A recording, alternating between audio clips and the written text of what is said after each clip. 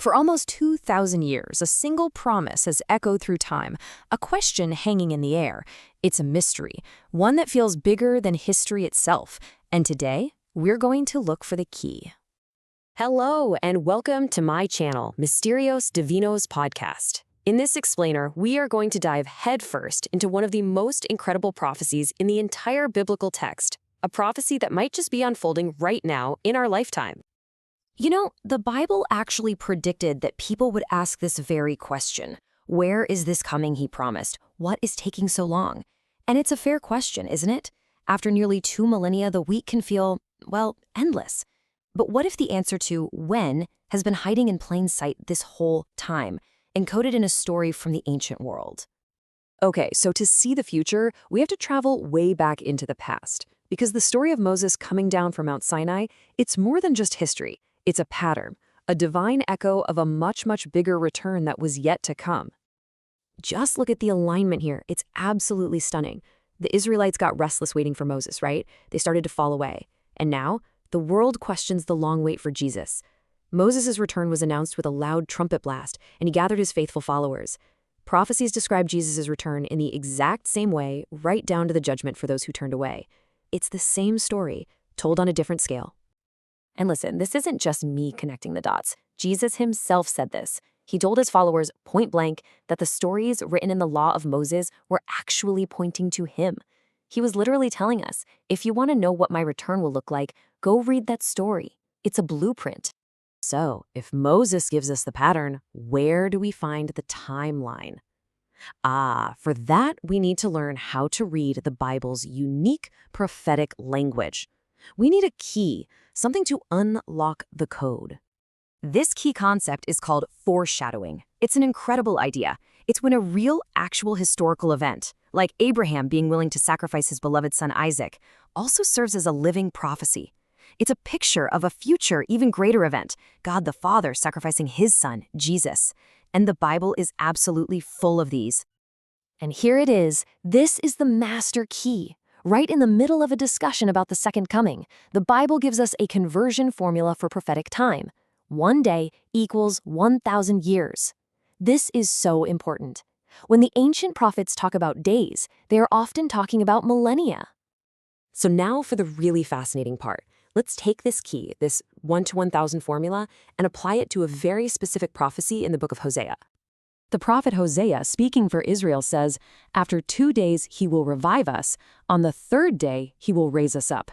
Now, with our key, what does this really mean? 2 days isn't 48 hours. It's 2,000 years. Hosea is laying out a 2,000-year timeline that ends with a revival followed by a resurrection on the 3rd day, the 3rd millennium.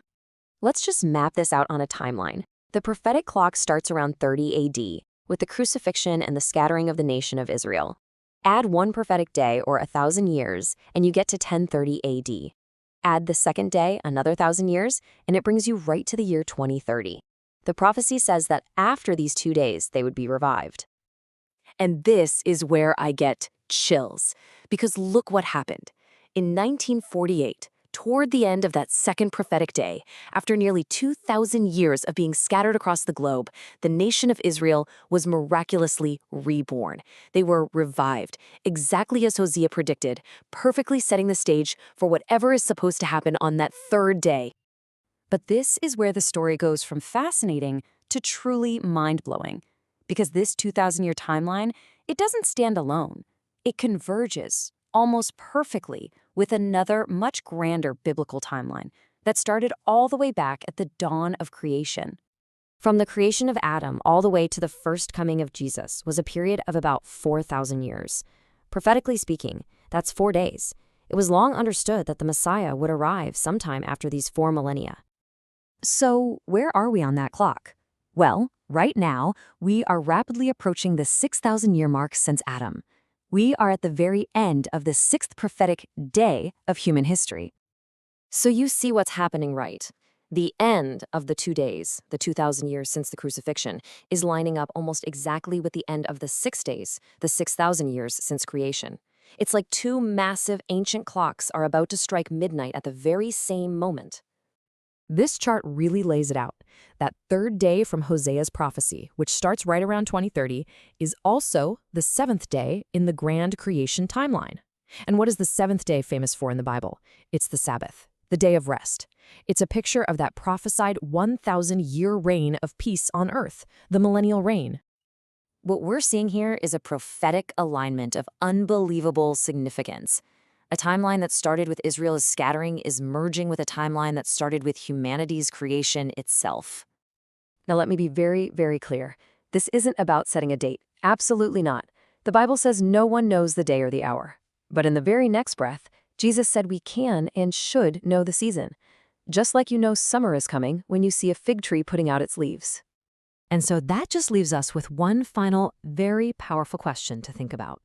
If God gave his people specific signs and prophetic timelines to recognize the season of the Messiah's first arrival, doesn't it make perfect sense that he would do the exact same thing for his second? The patterns are all pointing to a single point in time. What do you think about all this? If you like this explainer, please subscribe for more divine mysteries, leave a like, and definitely comment with what you found most interesting. And if you know someone else asking these same questions, please share this video. Thank you so much for joining me.